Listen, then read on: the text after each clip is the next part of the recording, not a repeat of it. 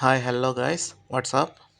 ఈరోజు మనం నోట్లో వేసుకుంటే వెన్నలా కరిగిపోయే బొబ్బట్లు చేసుకుందాం వచ్చేయండి. ఈ బొబ్బట్లని ఒక్కొక్క ఊరిలో ఒక్కొక్కలా పిలుస్తుంటారు. మా రాయలసీమ సైడ్ అయితే పోలీలు లేదా ఓలిగా అంటారు. కోస్తాంధ్ర సైడు బొబ్బట్లు లేదా పూర్ణం పోలీలు అని చాలా విధాలుగా పిలుస్తుంటారు. మన తెలుగు వంటల్లో ఇది ప్రథమమైనది. అమ్మమ్మల కాలం నాటి నుండి వారసత్వంగా వస్తూ ఉంది. వేడి వేడి బొబ్బట్ల మీద కొంచెం నెయ్యి వేసుకొని తింటుంటే మస్తు సాటిస్ఫాక్షన్ మనసుకి. ఇక లేట్ ఎందుకు, ప్రాసెస్లోకి వెళ్ళిపోదాం పదండి. ఇంగ్రీడియంట్స్ ఏం కావాలో చూసేద్దాం. పచ్చిశనగపప్పు ఒక హాఫ్ కిలో తీసుకుందాం. 5-6 యాలకులు, అలాగే తురిమి పెట్టుకున్న కొబ్బరి ఒక కప్పు తీసుకుందాం.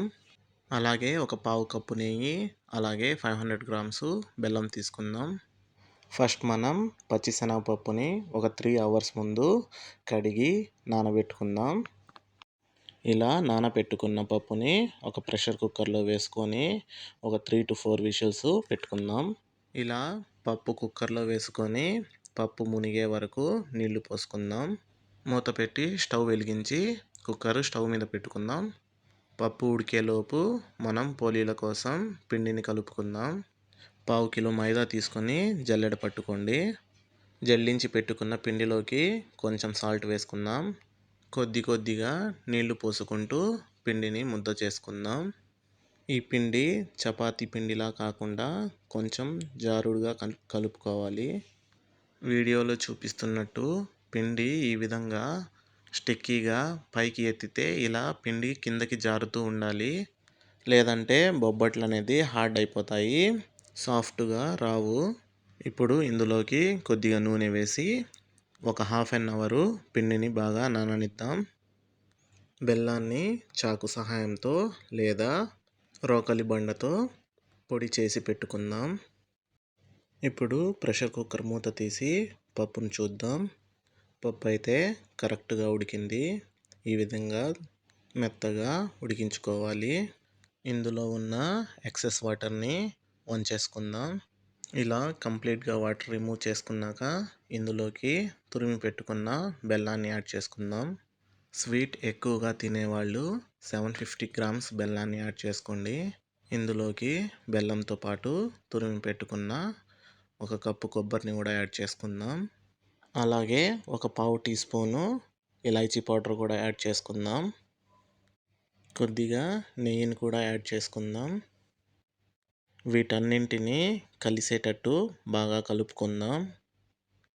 వీడియోలో చూపిస్తున్నట్టు కొంచెం ప్రెషర్గా కలపండి, పప్పు కొంచెం మ్యాష్ అవుతుంది. ఇలా కలుపుకున్న పప్పుని స్టవ్ వెలిగించి మీడియం ఫ్లేమ్ మీద కుక్ చేసుకుందాం. పూర్ణాన్ని కాస్త జాగ్రత్తగా కుక్ చేసుకోండి. ఉడికేటప్పుడు ఇది పైకి ఎగిరి చేతుల మీద పడుతుంది. ఇలా ఉడుకుతున్నప్పుడు ఇంకొద్దిగా నెయ్యి వేసి కుక్ చేసుకుందాం.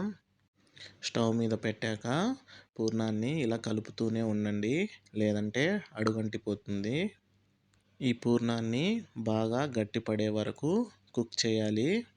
పూర్ణం చేత్తో తీసుకొని లడ్డు చుట్టుకునే కన్సిస్టెన్సీ వచ్చే వరకు కుక్ చేయాలి. ఫ్లేమ్ అనేది మీడియంలోనే పెట్టుకోండి. పూర్ణం బాగా దగ్గర పడింది. ఇంకొక 3 మినిట్స్ సిమ్లో పెట్టి ఇంకొంచెం కుక్ చేసుకుందాం. గరిటెతో పూర్ణం మధ్యలో ఇలా గీతలా గీయండి. ఆ గీత అనేది క్లోజ్ అవ్వకుండా ఉంటే కరెక్ట్ కన్సిస్టెన్సీ వచ్చినట్టే. ఇంకా స్టవ్ ఆపేద్దాం. పూర్ణాన్ని ఇప్పుడు వేరే బౌల్లో తీసుకొని చల్లారనిద్దాం. ఇలా చల్లారిన పూర్ణం, కలుపుకున్న మైదా పిండి అన్నీ ఒక దగ్గర అయితే పెట్టుకుందాం. చేతికి కొంచెం ఆయిల్ అప్లై చేసుకొని పూర్ణం తీసుకొని మనకి ఏ సైజులో కావాలంటే ఆ సైజులో ఇలా లడ్డూల్లా చుట్టుకొని వేరే ప్లేట్లో పెట్టుకుందాం. పూర్ణంతో ఇలా ఆడుకుంటూ ఒక్కొక్కటిగా లడ్డూలని చుట్టి ఇలా ప్లేట్లో పెట్టేసుకుందాం. లడ్డూలు చుట్టడం కంప్లీట్ అయిపోయింది. వీటిని పక్కన పెట్టేసుకుందాం. బొబ్బట్లు చేయడానికి మనం ఇలా అన్నం తినే ప్లేట్ ఉంటుంది కదా, అది తీసుకుందాం.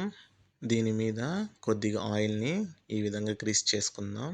ఇప్పుడు ఒక కవర్ తీసుకోండి, దాన్ని 2 పీసెస్గా కట్ చేసుకోండి. ఒక పీస్ని ప్లేట్ మీద పరుచుకోండి. ఇంకొక పీసు పక్కన పెట్టుకోండి. మనం కలుపుకున్న పిండి చూడండి నానిన తర్వాత ఏ విధంగా ఉందో ఇలా జారుడుగా కలుపుకోవాలి.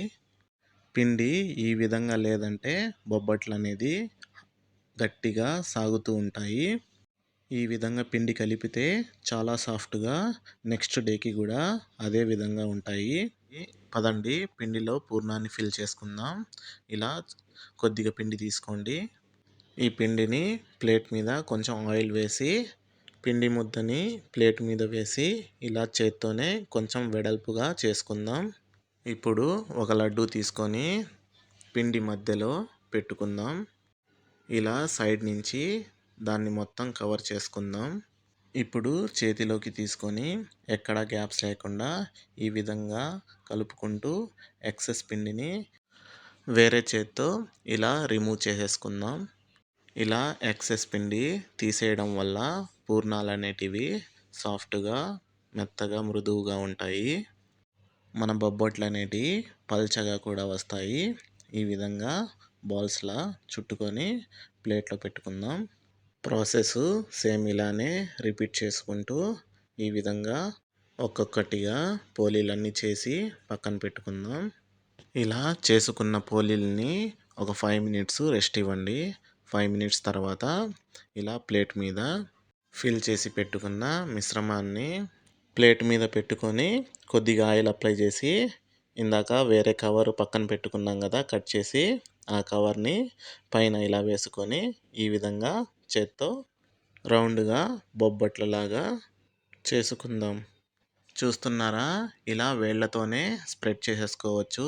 ఆ పిండి అనేది అంత సాఫ్ట్గా అయితే ఉంది. ఇప్పుడు పైన కవర్ని తీసేసి బొబ్బట్టు ఎలా వచ్చిందో చూద్దాం. చూడండి బొబ్బట్టు అనేది ఎంత పల్చగా అయితే ఉందో. మరో బొబ్బట్టు నేను చేత్తో చేసి చూపిస్తాను, ఒకసారి చూడండి. ఇలా పిండి తీసుకొని వేళ్ళ సాయంతో ఈ విధంగా పిండిని స్ప్రెడ్ చేసుకుందాం. దీన్ని ఒకసారి చేతిలో వేసుకొని చూపిస్తాను చూడండి. చూడండి బొబ్బట్టు అనేది పల్చగా ఎంత బాగా అయితే వచ్చిందో. ఇప్పుడు స్టవ్ వెలిగించి ఫ్రైయింగ్ ప్యాన్ పెట్టుకుందాం. ప్యాన్ వేడెక్కాక ఒక ఫ్యూ డ్రాప్స్ ఆయిల్ యాడ్ చేసుకుందాం. రెడీ చేసి పెట్టుకున్న బొబ్బట్టుని వేసి లో ఫ్లేమ్ మీద 2 పక్కల ఎర్రగా కాల్చుకుందాం. అంతలోపు మీరు లైక్ చేసి సబ్స్క్రైబ్ అయితే చేసుకోండి. అంతేనండి, ఎంతో టేస్టీగా నోట్లో వేసుకుంటే వెన్నలా కరిగిపోయే మన బొబ్బట్లు అయితే రెడీ అయిపోయాయి. ఇలా వేడి వేడి బొబ్బట్ల మీద కొద్దిగా నెయ్యి వేసుకొని తింటుంటే అమృతంలా ఉందండి. నచ్చితే లైక్ చేసి సబ్స్క్రైబ్ అయితే చేసుకోండి. మరో మంచి రెసిపీతో మళ్ళా కలుద్దాం. Bye guys.